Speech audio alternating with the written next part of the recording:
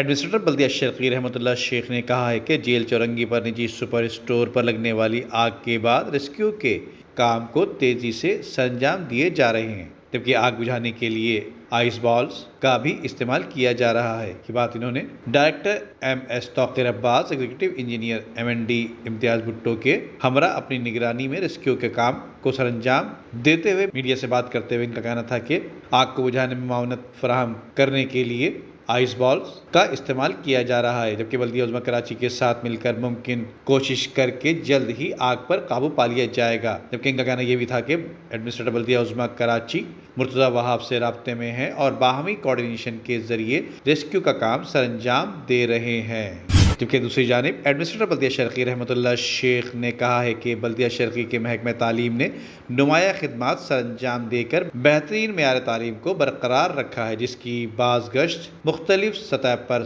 سنائی دے رہی ہے۔ یہ بات انہوں نے DMC ایسٹ کے ترجمان کے مطابق محمود آباد اسکول میں سالانہ تقریب نتائج اور انعامات سے خطاب کرتے ہوئے کہی۔ اس موقع پر ان کے ہمراہ municipal commissioner Fahim Khan, director education Sher Ali و محکمہ تعلیم کے دیگر افسران و اساتذہ بھی موجود تھے۔ انہوں نے کہا کہ تعلیمی مراکز کو بہتر بنانے کے لیے ہر ممکن سہولیات پہنچائی جا رہی ہیں اور مزید پہنچانے کی کوششیں بھی کی جائیں گی۔ بلدیہ شرقی کے طالب علموں کی صلاحیتیں دیکھ کر بہت خوشی ہوتی ہے، جبکہ ٹیلنٹ ابھارنے کے لیے اساتذہ کرام اپنا بھرپور کردار ادا کر رہے ہیں، جس پر وہ مبارکباد کے مستحق بھی ہیں۔ میونسپل کمشنر فہیم خان نے اس موقع پر محکمہ تعلیم کی کارکردگی کو سراہتے ہوئے کہا کہ دیگر ڈسٹرکٹ میں بھی فرائض سرانجام دیے جا رہے ہیں، لیکن بلدیہ شرقی کے اسکول اور طالب علم دیگر ڈسٹرکٹس کے کافی آگے نکل چکے ہیں۔ ان کی صلاحیتیں دیکھ کر محسوس ہی نہیں ہوتا کہ یہ کسی سرکاری اسکول کے طالب علم ہیں، بلکہ قوم کے معمار بنانے والے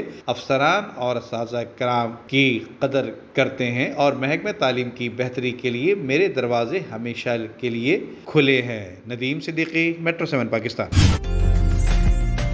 عمدہ میں پکائیں اور جی بھر کے کھائیں۔